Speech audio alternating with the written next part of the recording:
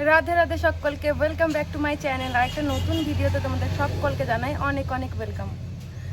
যা মোবাইলে প্রবলেম ছিল, মানে আইডিরই কোনো প্রবলেম ছিল, ওই জন্য ভিডিও আপলোড হচ্ছিল না, অনেক লেট করে তোমরা কিন্তু মন্দারমণির ভিডিওটা পেয়েছো। আর তারপরে আমি দুদিন ভিডিও স্টপ রেখেছিলাম, কারণ ফোনের মেমোরি তো ফুল হয়ে যাচ্ছিলো, আমি আর ভিডিও বানাবো কী করে। তো আজকে 3 দিন বাদে আমি আবার ভিডিও বানাচ্ছি। তো চলো, এখন কটা 9:30 বাজে, এখন থেকে ব্লগটা স্টার্ট করছি, কারণ আমি বাসি কাজ করছিলাম, অনেক সকালেই উঠেছি। আর ঘরে তো সবজিপত্র কিচ্ছু নেই, তো বাজারে যাব। চলো তাড়াতাড়ি রেডি হই, তারপরে বাজার করে আনতে যাবো। তো চলো, তোমাদেরকেও নিয়ে যাবো সঙ্গে করে। তো চলো ব্লগটা স্টার্ট করা যায়।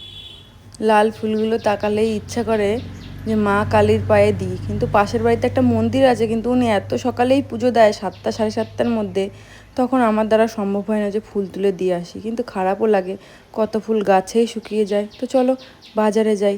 দিন বাদে আবার রাস্তাতে, সেই পুরনো রাস্তা, আবার সব কিছু।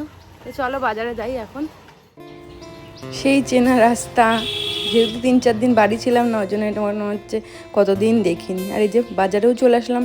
মাছ দেখো, সেরকম কোনো মাছ ফাছ নেই, আমার পছন্দ হলো না। মাছ আছে কিন্তু আমার পছন্দ হলো না, তাই আমি আর নিইনি। আর এখান থেকে একটুখানি ভাবলাম তো থানকুনি পাতা নেবো, থানকুনি পাতা আর পেলাম না। এই ভাইটার থেকে একটু নিলাম কুমড়ো, ওর থেকে কুমড়ো নিলাম, ওর কুমড়োটা বেশ ভালোই হয়।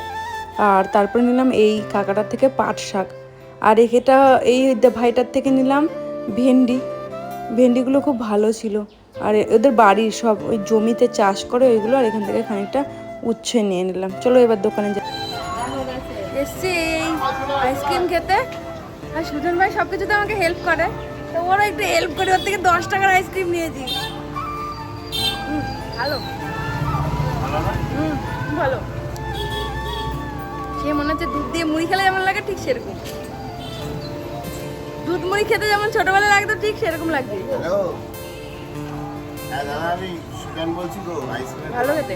এই যে আমার বাজার, আজকের বাজার দেখো, এই পাকা লঙ্কাগুলো নিয়ে এসেছি, যেগুলো তরকারিতে ইউজ করি। আর পাট শাক, একটুখানি উচ্ছে, ভেন্ডি, পটল, নিম পাতা, আর বরবটি, একটা চাল কুমড়ো আর কুমড়ো।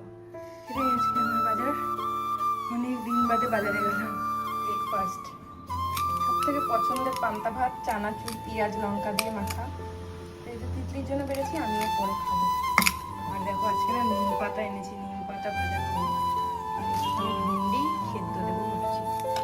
তো আজকে নিয়ে এসেছি চিকেন। আর এই যে কালকে না মেজমামি সুন্দর করে চিকেনের পাতলা ঝোল করেছিল, এত স্বাদ লেগেছে। আর আজকে বাজারে গিয়ে দেখি কোনো মাছ ফাছ সেরকম একটা নেই, অনেক বেলা হয়ে গেছে, তাই জন্য চিকেনের ঝোল আর ভাতি করবো। তো চলো, আলুগুলো কাটা হয়ে গেলো, এবার বাদ বাকি কাজগুলো সেরে নিই। ভাত বসানো হয়ে গেছে।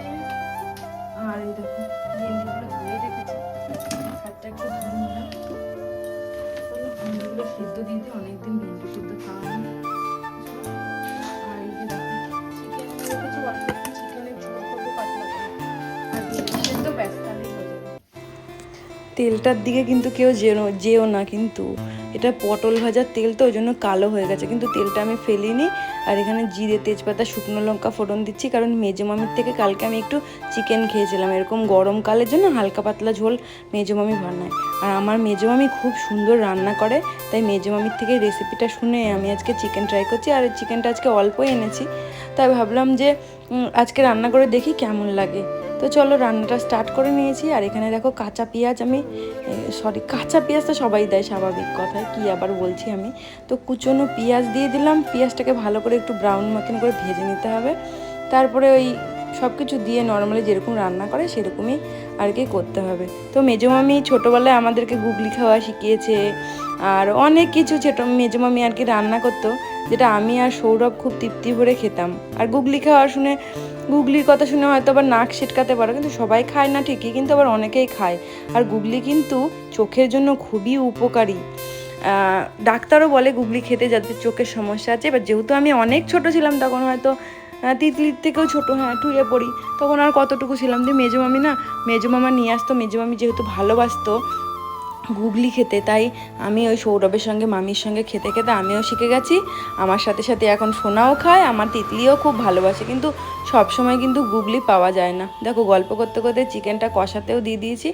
আর অনেকটা চিকেনের থেকে জল বেরিয়ে গেছে। আর আলুগুলো না আজকে একটু বেশি বড় বড় দিয়ে দিয়েছি, তাই কষানোর সময় দিয়ে দিলাম, নাহলে আলুগুলো একদমই সেদ্ধ হবে না। কিন্তু চিকেনের ঝোলটা রান্না করার পরে কিন্তু মন্দ লাগেনি। তো চলো রান্নাটা হতে থাক, আমি এদিকে স্নান করে আসি। স্নান করে আসলাম, এখন প্রায় 2:30, 3টে বাজে এখন। দেখো ঘড়িতে 3টে দেখা যাচ্ছে। আজকে ফ্রিজের টেকনিশিয়ান এসেছিল আবার, দেখো প্রায় 1.5-2 মাস, হ্যাঁ 1.5 মাসের কাছাকাছি হতে গেলে আমার ফ্রিজে প্রবলেম চলছে। এবার জানি না, আবারও ঠিক করে দিয়ে গেল, বললো তো ঠিক হয়ে গেছে। এবার একটা রাত না গেলে বুঝতে পারবো না যে ঠিক আদৌ হয়েছে কি না। বরফটা তো জমছে না, বললো বরফ জমার জন্য জল রেখে দিতে। এবার জল রেখে দিয়েছি, জমলে ভালো, না জমলে তো বললো আবার কল করতে, দেখি কি করা যায়। সব তো ভগবানের উপর ছেড়ে দিয়েছি, উনি যা বুঝবে করবে। ফ্রিজ যদি প্রবলেম হয় এত গরমকালে কি সমস্যা বলো। তো চলো এখন লাঞ্চ করি। আর তিতলি তো ঘুমিয়ে পড়েছে, আমি খেয়ে নিই। আর তিতলিকে আর ডাকবো না, ও ঘুম থেকে উঠেই তারপর ওকে ভাত খাওয়াবো। তিতলি দেখো ঘুমাচ্ছে, থাক ঘুমা, ডাকবো না। এই যে আমার লাঞ্চ, ভেন্ডি সেদ্ধ আর চিকেনের ঝোল। চিকেনের ঝোলটা এরকম কালার হয়েছে কেন, আমরা তো পটল ভাজার তেলে রান্না করেছি। চলো এখন বাজে 3:10 আর আমি লাঞ্চ করতে বসি। দেখো হাতে দরবেশ দেখে বলছো তো, এটা কিন্তু লাড্ডু নয়, দরবেশ। আমি চলে এসেছি মিষ্টির দোকানে, ফোনটা ঠিক করাতে গেছিলাম, প্রবলেম হচ্ছিলো একটুখানি, তো মিষ্টির দোকানে এসেছি। এই দোকানের দই খুব ভালো, আমার ভীষণ পছন্দের। আর রাত্রেই কন্টিনিউ করিনি ব্লগটা, পরের দিন সকালে কন্টিনিউ করছি। আর এখন বাজে সকাল 6টা। আর আমি শোনার জন্য আজকে রান্না চাপাচ্ছি। এই 3-4 দিন তো মন্দারমণি থেকে এসে কিচ্ছু রাঁধিনি, তাই আজকে একটু রান্না বান্না করে ওকে দিচ্ছি। ও কদিনই বা বাইরের খাবার খাবে, আমার একটু রেস্ট নেওয়া তো হলো, তাই ভাবলাম একটু ভাত করব আজকে, আর পটল আর উচ্ছে কুমড়ো ভাজা আর টক ডাল করবো, তো সঙ্গে থাকো। আর এই যে দেখো পটলগুলো আগের দিন রাতে আমি কেটে রেখেছি, এগুলো ভালো করে ভেজে নিতে হবে। একটুখানি কম আছে না, একটু ঢাকা দিয়ে দিয়ে ভাজলে পটলটা লাল লালও হবে না, আবার ভেতরটা নরমও হয়ে যাবে। আর তেল পটলের জন্য এটা খুবই ভালো। তেল পটল নাম, কিন্তু আমরা পটল মশলাও বলি। কিন্তু তেলের পরিমাণটা আমি চেষ্টা করি কমই দেওয়ার। এখানে পটলটা ভেজে নেওয়ার পরে যতটা এক্সট্রা তেল থাকবে আমি কিন্তু তুলে ফেলবো। আমি চেষ্টা করি কম তেল খাওয়ার। আর না কম তেল খেতে খেতে, কিংবা মাও ওরকম কম তেল খাওয়াতে খাওয়াতে এমন অবস্থা হয়েছে আমাদের, আমরা না আর বেশি তেল খেতেই পারি না। মানে বেশি তেলটা মানে শরীরে গেলেই আমার মনে হয় কি গলা দিয়ে নাবছে না, কেমন অস্থির লাগছে শরীরটা, মানে ওটা অভ্যস্ত আর কি, আমরা ছোট থেকে অভ্যাস হয়ে গেছে। তো এখানে আমি পটলটা ভাজতে চাপিয়ে দিয়ে কুমড়োটা কেটে নিচ্ছি। কুমড়োটা তো খুবই ভালো ছিল, আর ফ্রিজটা যেহেতু ঠিক হয়ে গেছে, কি আর বলবো, মনে একটা আনন্দই আলাদা। স্বাভাবিক সবজি পচবে না, কারণ আগের দিন আমি একটু বেশিই সবজি এনে ফেলেছিলাম। জানি না কি হবে না হবে, তো ছোট ছোট করে টুকরো করে কুমড়োটা কেটে নেব, তারপরে উচ্ছে দিয়ে ভাজবো। তোমরা অনেকেই খাও হয়তো, আর অনেকে হয়তো খাও না উচ্ছে কুমড়ো ভাজা। আমার আগে তো আমি কোনোদিন বাপের বাড়িতে খাইনি, এখানে এসে খাওয়া শিখেছি, কিন্তু খারাপ লাগে না, ভালোই লাগে খেতে, খুব ভালো লাগে। তো ছোটো ছোটো টুকরো করে না কাটলে কিন্তু উচ্ছের সঙ্গে কিন্তু একদমই নরম হবে না। তো এই দিকটা কাটা হয়ে যাক, আবার ওই দিকটার তরকারিটা আবার নাড়া দিতে হবে। তো চলো এই যে আমার হয়ে গেছে, এবার তরকারিটা নাড়া দিই। আর এইদিকে আমি একটু ডালটা গুছিয়ে নিই, প্রেশার কুকারে ধুয়ে নিলাম, একটু জলটাও ঢেলে নিচ্ছি। ডালটা প্রেশার কুকারে সিটি দিলে কি হয়, তাড়াতাড়ি হয়ে যাবে। তো চলো এরপরে আর কিছু শ্যুট করতে পারছি না, একবারে দেখাচ্ছি কী কী রান্না করেছি। পটল মশলা, টক ডাল, আর এই যে উচ্ছে কুমড়ো ভাজা, এটাই আজকের মেনু। তো চলো আজকের জন্য এইটুকুনি, ভিডিওটা কন্টিনিউ করছি না, আর আবার পরের দিন ভিডিও আপলোড করব, কারণ ফোনে যেহেতু প্রবলেম হচ্ছে, এইটুকুনিতেই তোমাদের দিতে পারছি। তো চলো গুড নাইট, আবার দেখা হবে পরের কোনো ব্লগে।